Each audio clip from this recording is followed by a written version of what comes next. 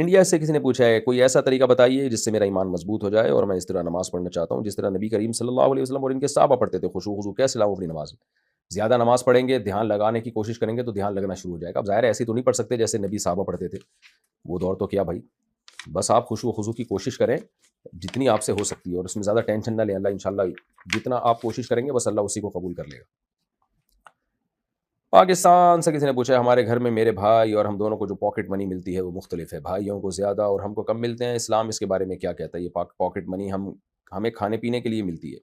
ضرورت کی کوئی اور چیز لینی ہو تو والد صاحب اس کے الگ سے پیسے دیتے ہیں۔ بھائیوں کا کہنا ہماری پاکٹ منی اس لیے زیادہ ہے کہ ہم لڑکے ہیں اور تم لڑکیاں،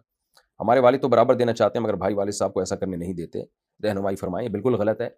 نبی صلی اللہ علیہ وسلم کی صحیح حدیث ہے، نعمان بن بشیر رضی اللہ تعالیٰ عنہ سے روایت ہے، آپ نے فرمایا کہ اولاد میں برابری کرو۔ ایک صحابی نبی کے پاس آئے، انہوں نے کہا کہ یا رسول اللہ میں غلام اپنے بیٹے کو گفٹ دینا چاہتا ہوں، آپ نے فرمایا دوسرے کو بھی دے رہے ہو؟ انہوں نے کہا نہیں، فرمایا میں اس ظلم پہ گواہ نہیں بنتا۔ تو اولاد میں برابری ضروری ہے، بیٹا بیٹی میں بھی آپ فرق نہیں کر سکتے۔ مرنے کے بعد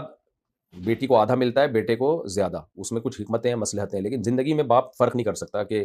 یعنی زندگی میں باپ اگر وراثت بھی تقسیم کرنا چاہے تو بیٹے بیٹی میں برابری کرنی پڑے گی۔ ہاں ضرورت کی بیس پہ فرق کیا جا سکتا ہے، یا دینداری کی بیس پہ یا خدمت کی بیس پہ، کہ ایک نے خدمت زیادہ کی ہے چاہے وہ بیٹی ہو تو پھر بیٹی کو زیادہ دے دیا جائے، وہ خدمت زیادہ کر رہی ہے، یا دیندار کوئی زیادہ ہے یا کسی کو ضرورت زیادہ ہے، تو دینداری، ضرورت اور خدمت، ان تین بنیادوں پہ کمی بیشی کی جا سکتی ہے، بیٹا یا بیٹی ہونے کی بیس پہ نہیں کی جا سکتی۔ تو والد صاحب کو چاہیے یہ نہ کریں، جتنا بیٹوں کو پاکٹ منی دیتے ہیں اتنی ہی بیٹیوں کو دیں، اس میں کمی بیشی یہ ٹھیک عمل نہیں ہے۔ شفقت یاسین لاڑکانہ سندھ، اگر روزے میں غسل فرض ہو جائے تو روزے والا غسل کریں